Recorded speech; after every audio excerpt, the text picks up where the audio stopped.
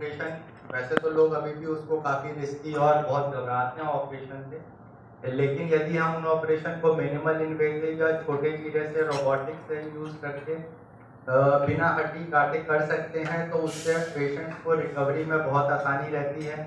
तीसरे चौथे दिन ज़्यादातर पेशेंट छुट्टी लायक हो जाते हैं, लेकिन लो ऑपरेशन लगता था। लेकिन आज की तारीख में लैप्रोस्कोपी से होता है, पेशेंट सुबह आता है और अगले दिन एकदम काम पे वापस चला जाता है।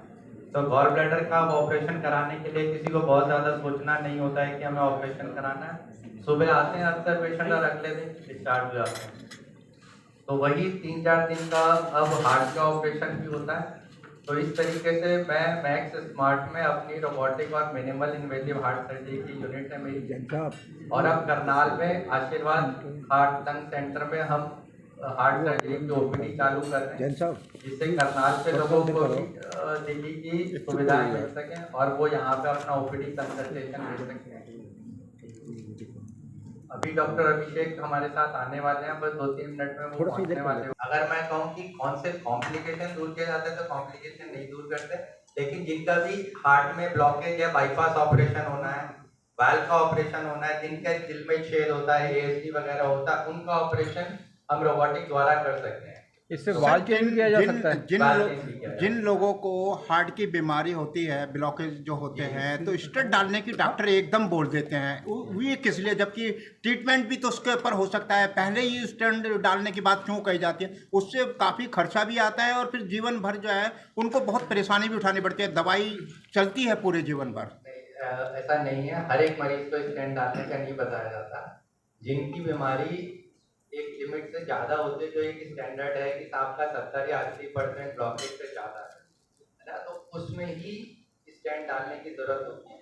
और अक्सर हमारे पास अगर हम कहें कि 70 से 80% मरीज वो आते हैं जिनको कुछ ना कुछ कंप्लेंट है।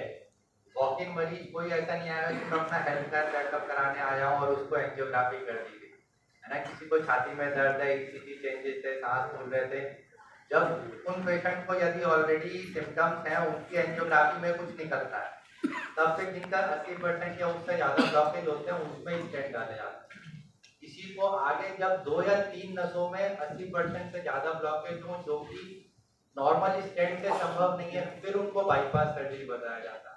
तो ऐसा नहीं है कि हर एक को बाईपास सर्जरी बता दी गई या हर एक को स्टेंट बता दिया गया। और दूसरी चीज़ ये है कि आपको हमेशा जो भी प्रोसीजर होता है उसकी सीडी या रिपोर्ट दी जाती है ना। तो पेशेंट के पास ऑप्शन ये हमेशा है कि उसके साथ क्या हुआ, एक तो फौरन कराने की जरूरत नहीं है, और उसके पास वो रिपोर्ट है कि वो किसी से भी सलाह भी ले सकता है। लेकिन ओपन ऑपरेशन वाला पेशेंट रोबोटिक सर्जरी के लिए कैंडिडेट नहीं है, लेकिन हम कह सकते हैं 75 से 80% पेशेंट जिनको हार्ट के ऑपरेशन की जरूरत है उनको रोबोट से किया जा सकता है। मेनली जो इमरजेंसी सर्जरी है, एक्यूट एमआई है, वैसे मरीजों को हम रोबोट से नहीं करेंगे। रोबोटिक की सर्जरी हमेशा इलेक्टिव स्टेबल पेशेंट में की जाती है, इमरजेंसी केसेस में नहीं करेंगे। सर मैं सफलता मदर को है उनको हो सकता है। उसके अलावा जो कॉमन है कि अगर आपको डायबिटीज है, स्मोकिंग है, हाइपरटेंशन रहता है, उनको हार्ट की बीमारी बढ़ने की संभावना है। तीसरा जो खाने पीने और रहन सहन का रहता है कि यदि बहुत ज़्यादा जंक फूड खाते हैं, बाहर का खाते हैं, बहुत ज़्यादा घी तेल मसाले खाते हैं, उन लोगों को ज़्यादा होने की संभावना रहती है। सर ओपीडी आशीर्वाद हॉस्पिटल में, आशीर्वाद जो कुंजपुरा में पड़ता है वहाँ पे ओपीडी चालू करें। अभी 2-3 मिनट में हमारे साथ वहाँ के डॉक्टर अभिषेक गुप्ता भी आ जाएंगे, तो हॉस्पिटल के बारे में आपको वो ज़्यादा बता सकते हैं। सर इवेंट्स कौन से आप बताना चाह रहे हैं? ये प्रेस कॉन्फ्रेंस अलाउड है, अगर आप कहीं भी ओपीडी चालू करें। ये मेरी अब मैं अगले 10 साल भी यहाँ पे ओपीडी करता रहूँगा। प्रेस कॉन्फ्रेंस आज हुई और आज के बाद दोबारा नहीं होगी, है ना। तो किसी भी नई जगह आप प्रैक्टिस चालू करते हैं या नई ओपीडी चालू करते हैं, वहाँ पे आप एक मीडिया के लिए प्रेस कॉन्फ्रेंस या जनरल अवेयरनेस के लिए अवेयरनेस कैंप लग जाते हैं, मेडिकल कैंप लग जाते हैं, फ्री ऑफ कॉस्ट लग जाते हैं। ठीक है, कैंसर से नहीं सही हो पाए तो जिस आदमी ने पूरी मेडिकल फील्ड खरीदने की क्षमता रखते हैं, अगर वो अपना इलाज नहीं करा पा रहे, तो हम और आप लोग जो 2 लाख 4 लाख रुपए का काम करते हैं वो ऐसी दवाई से इलाज कर देंगे, ऐसा नहीं है। ऐसी दवाई आगे आने की संभावना काफ़ी है, क्योंकि अब जीन थेरेपी और ये स्टेम सेल्स आ रहे हैं, लेकिन फिलहाल अभी वो चीज़ उपलब्ध नहीं है। भाग दौड़ में लगा हुआ है, तो वो क्या है कि वो इग्नोर करते हैं चीज़ों को। उन्हें लगता है कोई नहीं यार, कल दिखा लेंगे, परसों दिखा लेंगे, और चीजें इतनी लेट हो जाती हैं जब तक कोई समझ में आता है कि भाई ये मैंने लेट कर दिया और फिर वो अचानक से सडन डेथ में चेंज हो जाती है।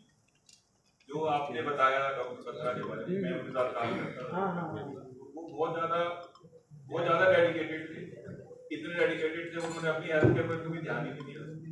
मैंने उनके साथ काम किया है, मुझे पता है। वो सुबह 10 बजे आते थे, रात को 2 बजे से पहले कभी अस्पताल से निकले ही नहीं।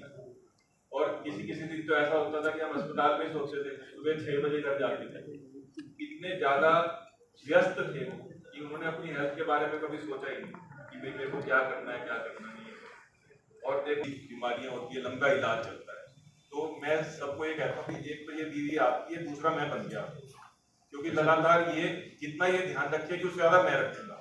तो डॉक्टर और पेशेंट के बीच में एक रिलेशन होता है, एक ट्रस्ट होता है, ठीक है। वो ट्रस्ट बीबी वाला होता है या कोई भाई भी तो हो सकता है। ये सब कॉर्पोरेट कल्चर आने के बाद बनी है, और वो जो होते हैं वो मैनेजर्स रन करते हैं, वो डॉक्टर्स रन नहीं करते। इस पे नकेल कसनी चाहिए सर, हमारे हाथ में नहीं है, ऐसे डॉक्टर नहीं है। बात करनी क्या धीरे धीरे इस तरह की आप सेवा शुरू करते ओपीडी फैसिलिटी का नहीं आप बता रहे थे है ना। कैंप से स्कैम अच्छा लगा मैं डॉक्टर आदित्य कुमार सिंह, मैं max smart super speciality hospital Saket में कार्डियोथोरेसिक सर्जन हूँ और मैं स्पेशलाइज़ करता हूँ रोबोटिक और मिनिमल इन्वेजिव हार्ट सर्जरी में। हम यहाँ आशीर्वाद हॉस्पिटल कुंजपुरा रोड करनाल में रोबोटिक हार्ट सर्जरी की ओपीडी चालू कर रहे हैं, जो कि 2nd और 4th मंडे को सुबह को 11 बजे से 2 बजे तक रहती है। तो हर मंथ के 2nd और 4th मंडे में हम 11 बजे से 2 बजे तक ओपीडी के लिए आशीर्वाद हॉस्पिटल में उपलब्ध रहेंगे। तो हार्ट का कोई भी मरीज़ अगर हमसे ओपिनियन लेना चाहता है तो वो आके दिखा सकता है। आज किस लिए यहाँ पर ये प्रेशर? आज ये जस्ट यही जानकारी देने के लिए कि यहाँ पे मैक्स स्मार्ट की तरफ से करनाल में आशीर्वाद हॉस्पिटल में डॉक्टर अभिषेक गुप्ता की हॉस्पिटल में ओपीडी हम चालू कर रहे हैं, तो उसकी इन्फॉर्मेशन देने के लिए ये प्रेस कॉन्फ्रेंस। तो टाइमिंग क्या रहेगी ओपीडी की? 11 बजे से 2 बजे तक, 2nd और 4th मंडे। हॉस्पिटल्स में आपस में बहुत कंपटीशन है। अब कस्टमर मानते हैं जो मरीज आते हैं उसको, जो मरीज है उसको कस्टमर मानते हैं अब हॉस्पिटल्स। पहले वाली बात नहीं रही। नहीं ऐसा नहीं है, कस्टमर नहीं है, लेकिन अब जो चीज़ है पेशेंट भी उसी हिसाब से एक्सपेक्ट करते हैं कि हम अगर इतने पैसे दे रहे हैं तो ये फैसिलिटी उन्हें मिलनी चाहिए। उसी तरीके से अस्पताल भी अगर मैक्स में कोई आ रहा है तो वो कोई कम चीज़ नहीं लेना चाहता है कि हमें ये चीज़ उपलब्ध नहीं थी, तो सारी सुविधा एक है अगर अस्पताल में उपलब्ध है। तो उसी तरीके से हम करनाल में भी वो सिर्फ ओपीडी चालू करें कि हाँ ओपीडी की व्यवस्था वो हो, है ना, कि जिससे जो ओपिनियन वो लेना चाहता है क्या बीमारी का क्या बेहतर इलाज कर सकता है वो करनाल में आके सिर्फ ये ओपीडी रहेगी या कोई टेस्ट वगैरह भी यहाँ पे होगा? टेस्ट हो सकते हैं। कार्डियोलॉजी की पूरी सुविधा आशीर्वाद हॉस्पिटल में उपलब्ध है। तो सर्जरी के अलावा जो भी दवाइयों से या स्टेंट या कार्डियोलॉजिस्ट सर्विस चाहिए वो पूरी तरीके से आशीर्वाद हॉस्पिटल में उपलब्ध है, जो कि अपना फुल फ्लैश हार्ट का हॉस्पिटल चलता है। सर्जरी के लिए हमारी ओपीडी की यहाँ पे चालू है। अभिषेक गुप्ता, मैं आशीर्वाद हॉस्पिटल में एज ए कार्डियोलॉजिस्ट काम करता हूँ। पिछले 7 साल से हम लोग यहाँ पे सेवाएं दे रहे हैं और करनाल की जनता का काफ़ी हमें भरपूर सहयोग और सहारा मिला है काफ़ी समय से। पर यहाँ पे लोगों को लगातार ये लगता था कि सर्जरी और जब बड़ी अगर कोई प्रॉब्लम है तो उसके लिए हमें कोई और फैसिलिटी चाहिए, तो उसके लिए हमने मैक्स वालों से कांटेक्ट किया। तो उन्होंने बताया कि भाई हमारे डॉक्टर आदित्य हैं जो काफ़ी एक्सपीरियंस हैं, CTVS सर्जन है, काफ़ी टाइम से मैक्स साकेत में प्रैक्टिस कर रहे हैं, तो वो हमारे यहाँ पे एज ए OPD शुरू कर सकते हैं, जिससे कि जो सर्जन जिसको अगर किसी को सर्जन की रिक्वायरमेंट है, सर्जरी की ज़रूरत है, तो वो ओपिनियन लेने के लिए हमारे पास आ सकता है। हम लोग एंजियोग्राफी वगैरह करते हैं, उसके बाद कई पेशेंट को सर्जरी की ज़रूरत होती है या किसी को वाल्व में दिक्कत होती है, उसके बाद उसको सर्जरी की ज़रूरत होती है। तो ऐसे पेशेंट को एकदम से तुरंत ना भागना पड़े, पहले वो एक बार यहाँ पे अपना दिखा ले, अपना सोच विचार करके मन बना ले कि भाई हमको कैसे आगे उसको प्लान करना है। इस सब चीज़ों के लिए डॉक्टर आदित्य सिंह यहाँ पे अवेलेबल रहेंगे।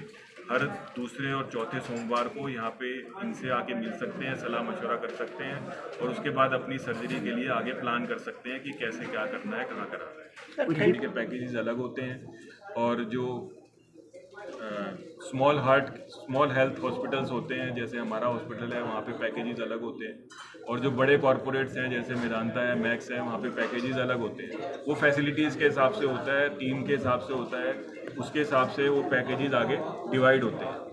सर्जरी के लिए आयुष्मान कार्ड पे भी सर्जरीज होती हैं। ठीक है। कोई वाल्व में दिक्कत है तो वो तो पैदाइशी प्रॉब्लम है, जेनेटिक डिजीज है, वो उसमें बनावट ही उसकी खराब है हार्ट की, जिसकी वजह से